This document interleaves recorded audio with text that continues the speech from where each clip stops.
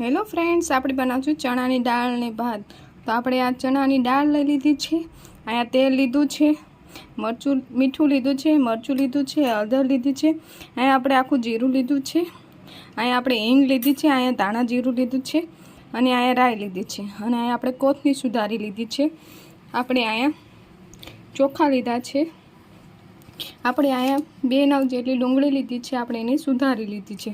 2 નંગ જેટલા ટમેટા લીધા છે, આપણે એને સુધારી લીધા છે। 1 નંગ જેટલું મરચું લીધું છે, આપણે એને સુધારી લીધું છે। હવે આપણે આ ચોખા ધોઈ નાખશું।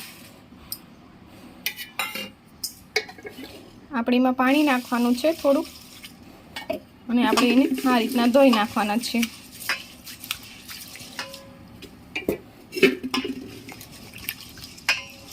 આ રીતના આપણે ચોખા ધોઈ નાખવાના છે।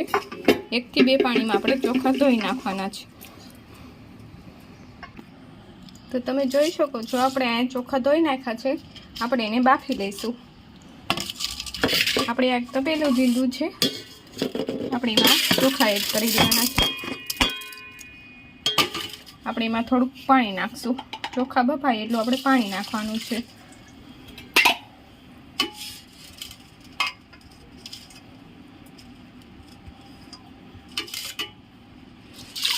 આપણે એમાં પાણી એડ કરી દેવાનું છે। ચોખા બફાય એટલું આપણે પાણી નાખવાનું છે।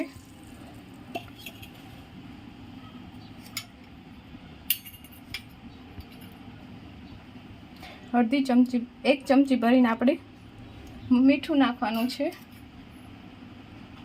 1 થી 2 ચમચી આપણે મીઠું નાખવાનું છે। આપણે ગેસ ચાલુ કરશું, એના પર આ તપેલું રાખી દઈશું। આપણે ચોખા બાફી નાખશું।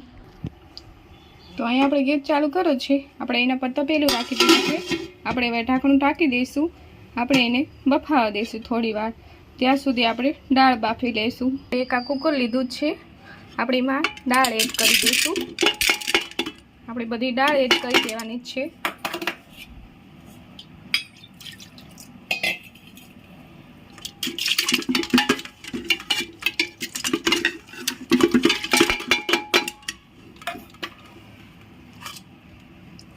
આપણે એમાં ટમેટા, મરચાં અને ડુંગળી નાખી દેવાની છે।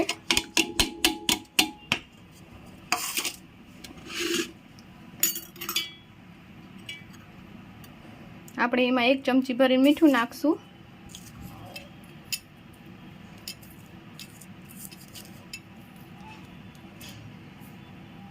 આપણે 1 ચમચી ભરીને એમાં મીઠું એડ કરવાનું છે।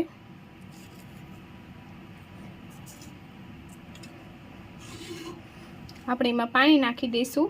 દાળ બફાય એટલું આપણે પાણી નાખવાનું છે।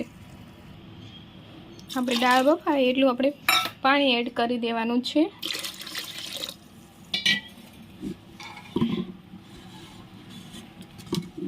આપણે એને આ રીતના હલાવી નાખવાનું છે। આપણે એના ઉપર ઢાંકણું ઢાંકી દઈશું અને દાળ બાફી લઈશું। તો અહીં આપણે ગેસ ચાલુ કર્યો છે, એના ઉપર આપણે કુકર રાખી દીધું છે। આપણે હવે દાળને બાફી લઈશું। આપણે એને 3 થી 4 સીટી થવા દઈશું, પછી આપણી દાળ બફાઈ જશે। આપણે એને પછી વઘારી લઈશું। તો આપણી અહીં દાળ બફાઈ ગઈ છે, આપણે ગેસ બંધ કરી નાખશું। આપણે એને નીચે ઉતારી લઈશું। આપણે એને નીચે ઉતારી લેવાનું છે। આપણે અહીં કુકર નીચે ઉતારી લીધું છે। આપણે હવે દાળનો વઘાર કરી લઈશું।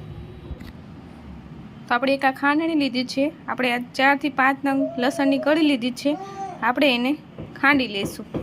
આપણે લસણની ચટણી બનાવી લેવાની છે। આપણે લસણ નાખ્યું છે, આપણે થોડુંક મીઠું નાખવાનું છે, અડધી ચમચી ભરીને ધાણા જીરું નાખવાનું છે।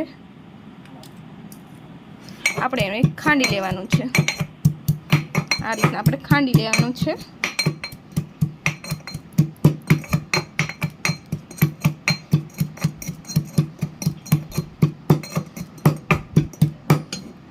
તો આપણું લસણ આ ખંડાઈ ગયું છે। આપણે એમાં 1 ચમચી ભરીને આપણે મરચું નાખી દઈશું। 1 ચમચી ભરીને આપણે એમાં મરચું નાખવાનું છે। અડધી ચમચી ભરીને આપણે હળદર નાખવાની છે। હવે આપણે વઘાર કરી લઈશું। ગેસ ચાલુ કરશું, એના પર આપણે તપેલું રાખી દઈશું। આપણે અહીં લસણની ચટણી બનાવી છે, આપણે એમાં થોડુંક પાણી એડ કરી દઈશું. આપણે એને આ રીતના મિક્સ કરી લેવાની છે. હવે આપણે દાળનો વઘાર કરી લેશું. તો અહીંયા આપણે ગેસ ચાલુ કર્યો છે, એના પર તપેલું રાખી દીધું છે. આપણે અડધી ચમચી એમાં રાઈ નાખવાની છે. આપણી રાઈ ફૂટી જાય તે પછી આપણે એમાં તેલ એડ કરી દઈશું. આપણે એમાં થોડુંક આખું જીરું પણ નાખશું. પછી આપણે એમાં તેલ એડ કરી દઈશું.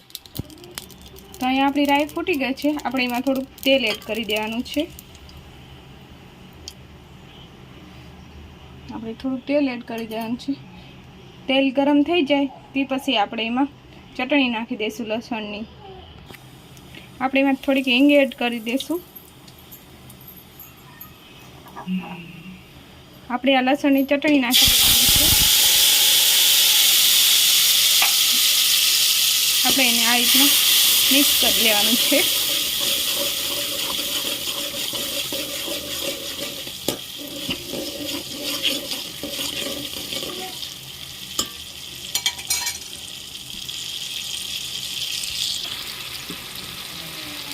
આપણે હવે એમાં દાળ એડ કરી દઈશું.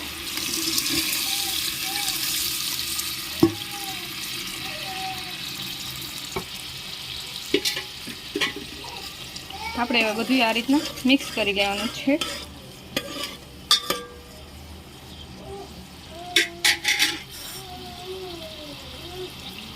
આપણે એમાં થોડીક કોથમીર નાખી દઈશું. આપણે એને આ રીતના હલાવી નાખવાનું છે. આપણે એને થોડી વાર ચડવા દઈશું.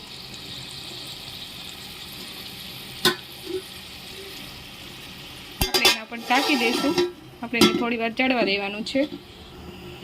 આપણે હવે જોઈ લઈશું તો આપણું શાક આ સડી ગયું છે. આપણે ગેસ બંધ કરી નાખશું. આપણે એને નીચે ઉતારી લઈશું. આપણે એને નીચે ઉતારી લેવાનું છે. તો આપણે અહીંયા ભાત જોઈ લઈશું. તો આપણે અહીંયા ભાત બફાઈને તૈયાર થઈ ગયા છે. આપણે ગેસ બંધ કરી નાખશું. આપણે એને નીચે ઉતારી લેવાના છે. આપણે અહીં ગેસ બંધ કરી નાખ્યું છે. આપણે એને નીચે ઉતારી લઈશું. તો અહીંયા આપણે ભાતનું તપેલું નીચે ઉતારી લીધું છે. તો આપણે અહીંયા ચણાની દાળનું શાક તૈયાર થઈ ગયું છે અને આપણે અહીંયા ભાત તૈયાર થઈ ગયા છે. જો તમને મારી રેસીપી પસંદ આવી હોય તો લાઈક કરજો, શેર કરજો, સબસ્ક્રાઈબ કરવાનું ના ભૂલતા. આવજો.